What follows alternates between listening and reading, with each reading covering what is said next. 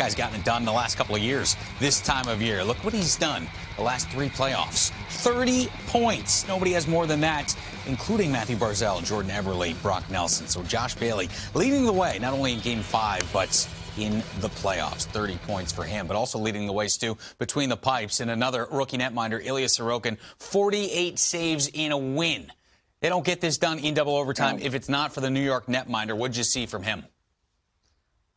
You know, I really thought Pittsburgh, on the one hand, JMO, generated plenty of opportunity, more than enough opportunity to come out the better club at the end of the night and secure another victory in this Eastern Division series. But it really was Sorokin. Sees 50 shots versus the 28 his Isles threw at Jari on the other side. But I thought there were really 2 sectors of this game that were incredibly important to Sorokin and to the Islanders ultimately. It's the second period, outshot to the tune of 20-4, the Isles are, and yet they come out of that second period down just 2-1.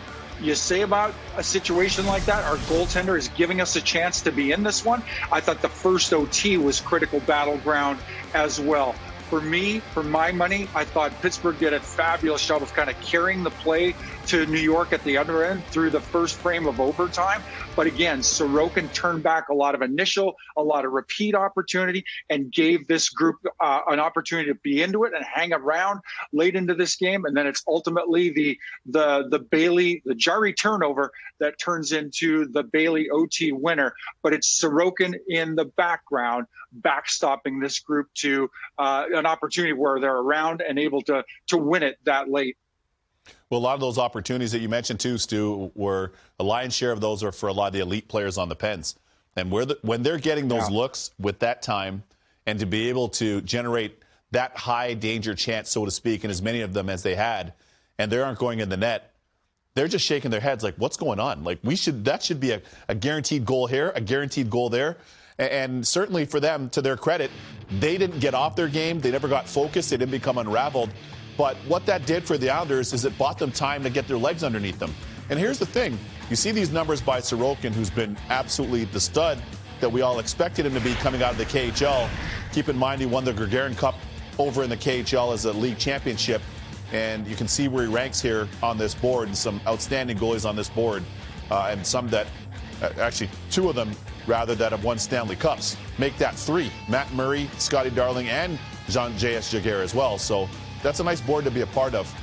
But more specifically for the Islanders, while they were getting their feet underneath them, he just made save after save, which just made them more resilient, which just made them more confident, to the point to where they had to be saying, hey, listen, fellas, we can do this. Next shot, never mind the shot clock. Yeah. Ilya's hot back there. Let's just keep playing our game, and that's what happened, JMO. If you're a fan out there and you've watched a hockey game before, you have definitely seen in the intermission interviews or the post-game interviews, we'll be fine. Let's just play our game. We need to play our game. Why was the 2-2 Jordan Eberle goal for the Islanders their game? It was their game because they got in on the forecheck, and I love the fact that they forced that turnover. And it's J.G. Pajot, not the biggest guy on the ice sheet, but he's always very desperate, and he plays his best hockey in the postseason. Watch him. Ram! Dumoulin right in the boards. No problem. Uncle Leo's got that visor up like a Kango, like he's Samuel L. Jackson. He steps around. A little backhand to Eberle.